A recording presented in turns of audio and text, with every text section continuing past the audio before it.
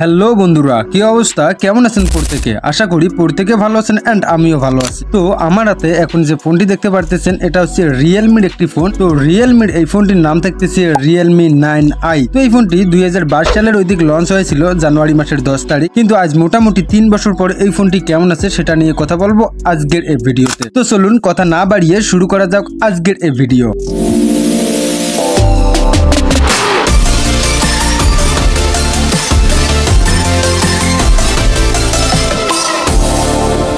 তো welcome mime show 3.9। কি অবস্থা? কেমন আছেন প্রত্যেকে? তো বরাবর মতো রিয়েলমি তাদের রিয়েলমি 9i ফোনটি লঞ্চ করেছিল 2022 সালে, যেটা আজ থেকে 3 বছর আগেই লঞ্চ করেছিল। তো এই ফোনগুলো কিন্তু মোটামুটি অনেক ভালো চলছিল ওই সময়, আর ওই সময় এই ফোনগুলোতে পাঞ্চল ক্যামেরার খুব বেশি প্রচলন ছিল। তো চলুন এখন কথা বলি এই ফোনটির ব্যাক সাইড নিয়ে। তো যেহেতু 3 বছর হয়ে গিয়েছে, তারপর এই ফোনটি কাভার ইউজ করার কারণে তেমন কোনো প্রবলেম হয় নাই, এখানে তেমন স্ক্র্যাচও পড়ে নাই। তো স্ক্র্যাচ না পড়ার মূল কারণ হচ্ছে এইখানে ব্যাক কভার ইউজ করা হয়েছিল। এন্ড আমরা যদি ব্যাক কভারে লক্ষ্য করি, এইখানে আমরা ট্রিপল ক্যামেরা দেখতে পারবো। তো চলুন এখন আমরা যদি ফ্রন্টের দিকে আসি, তাহলে ফ্রন্টে দেখতে পারবো একটা পাঞ্চল ক্যামেরা আছে।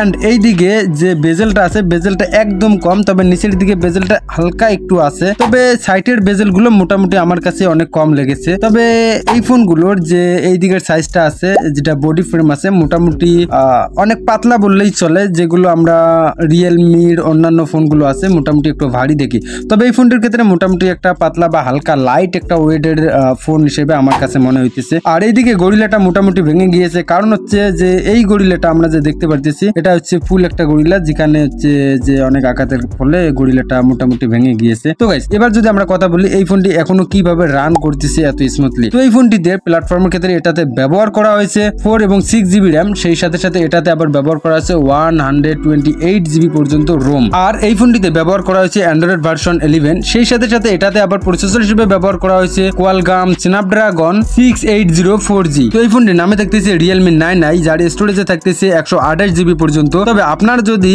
এর প্রসেসরটা লক্ষ্য করেন তাহলে দেখতে পারবেন কোয়ালকম স্ন্যাপড্রাগন 680 অক্টাকোর প্রসেসর ব্যবহার করা হয়েছে। তবে এই ফোনটির আবার ব্যাটারির ক্ষেত্রে কিন্তু ব্যবহার করা হয়েছে 5000 mAh ব্যাটারি, এন্ড এর স্ক্রিন সাইজে ব্যবহার করা হয়েছে 6.59 ইঞ্চি। আর র্যামের ক্ষেত্রে এটাতে 6 জিবি র্যাম আছে, তবে আপনারা চাইলে এক্সট্রা 4 জিবি র্যাম এখানে আপগ্রেড করতে পারেন, যেটা আপনার রোম স্টোরেজ থেকে খেয়ে নেবে। তো এবার যদি আমরা কথা বলি এই ফোনটির ডিসপ্লের ক্ষেত্রে, তো অবভিয়াসলি এই ফোনটির ডিসপ্লেতে কিন্তু অ্যামোলেড প্যানেল ব্যবহার করা হয় নাই। তো এই ফোনটির ডিসপ্লেতে ব্যবহার করা হয়েছে IPS LCD ক্যাপেটিভ টাচ স্ক্রিন, যেটাতে আবার 16 কালারস রয়েছে। আর এই ফোনটির রিজলিউশনের ক্ষেত্রে ব্যবহার করা হয়েছে 1080 এবং 2412 পিক্সেলস পর্যন্ত, তবে 400 ppi ব্যবহার করা হয়েছে এই ফোনটিতে। আর এর ডিসপ্লেতে ব্যবহার করা হয়েছে 90 হার্জ রিফ্রেশ রেট, এবং সেই সাথে সাথে এতে আবার ব্যবহার করা হয়েছে 480 নেটি স্পার্ক। তো চলুন এবার কথা বলি এই ফোনটির যে ব্যাক ক্যামেরা আছে এটা নিয়ে। তো ব্যাক ক্যামেরা আমরা লক্ষ্য করলে দেখতে পারবো এখানে 3টি ক্যামেরা আছে, যার মেন ক্যামেরায় ব্যবহার করা হয়েছে 50 মেগাপিক্সেল, এন্ড সাথে যে দুটি ক্যামেরা দেখতে পাচ্ছেন এটাতে 2 মেগাপিক্সেল করে ব্যবহার করা হয়েছে। আর সাইডে এদিকে LED লাইট আমরা দেখতে পারতেছি। তো চলুন এবার আমরা কথা বলি এই ফোনটির ফ্রন্ট ক্যামেরার দিকে। তো এই ফোনটির ফ্রন্ট ক্যামেরায় ব্যবহার করা হয়েছে 16 মেগাপিক্সেল ক্যামেরা, তবে উভয় ক্যামেরা দিয়ে আমরা 1080 30fps এ ভিডিও রেকর্ডিং করতে পারবো। তো এই ফোনটির যদি আমরা নিচের দিকে লক্ষ্য করি, নিচের দিকে লক্ষ্য করলে এটাতে আমরা শুধুমাত্র দেখতে পারবো টাইপ সি পোর্ট আছে, আর সেই সাথে সাথে এইখানে হচ্ছে আপনার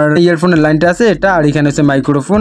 আর এই দিকে লক্ষ্য করলে দেখতে পারবেন শুধুমাত্র এখানে স্পিকারটা ব্যবহার করা হয়েছে। তাছাড়া রিয়েলমির এই ফোনটিতে অন্যান্য কোনো কিছুই ব্যবহার করা হয়নি, কারণ অন্যান্য ফোনগুলোতে আবার দেখা যায় উপরের দিকে কিছু একটা ব্যবহার করা হতো, যেটা দিয়ে মোটামুটি অনেক কাজই করা যাইতো, কিন্তু এটাতে তেমন কোনো কিছুই ব্যবহার করা হয় নাই। আর এই 3 বছর পরে এটা যদি আমি আপনাদেরকে সাউন্ড বা ভলিউম আপ বাটন গুলো আপনাদেরকে একটু দেখিয়ে দিই, দেন লক্ষ্য করতে পারবেন খুব ইজি ভাবে কাজ করতেছে। তবে সেই সাথে সাথে এটা মনে রাখা ভালো যে রিয়েলমির কিন্তু এই বাটন গুলোর একটু প্রবলেম হয়, মানে বেশ কয়েকটা ফোনে এটা আমি লক্ষ্য করছিলাম। তো এটারও ক্ষেত্রে এইরকমই হয়েছে, এই যে ডাউন বাটনটা যদি লক্ষ্য করি, ডাউন বাটনটা একটু প্রবলেম করতেছে, তবে আপ বাটনটা মোটামুটি ভালোভাবে কাজ করতেছে। আর এদিকে যদি আমরা পাওয়ার বাটন লক্ষ্য করি, দেন পাওয়ার বাটনটা মোটামুটি ভালোভাবেই কাজ করতে সক্ষম হয়েছে। আর এইদিকে যদি আমরা এখনো ফোনটা লক্ষ্য করি যে মোটামুটি স্মুথলি ভাবে কাজ করে এন্ড ফাস্ট কাজ করে। আর এর যে ফিঙ্গারপ্রিন্ট আছে সেটা কিন্তু এই পাওয়ার বাটনেই দিয়ে দেওয়া হয়েছে ফিঙ্গারপ্রিন্টটা। তাছাড়া এখানে আর তেমন কোনো সমস্যা নাই। আর হচ্ছে এই ফোনটি দিয়ে গেম খেলা হয় না, যার জন্য ফোনটা এখন অনেক ভালো আছে এন্ড হিট জেনারেট অনেক কম করে। আর এই ফোনটিতে শুধুমাত্র যে লাইট হালকা যে গেমিং করা হয়েছে, শুধুমাত্র বাবল গেম হ্যানতেন এগুলো করা হয়েছে। তো আপনারা যারা যারা Realme 9i এই ফোনটি ব্যবহার করতেছেন অবশ্যই জানিয়ে দেবেন আপনারা কেমন ব্যবহার করতেছেন এন্ড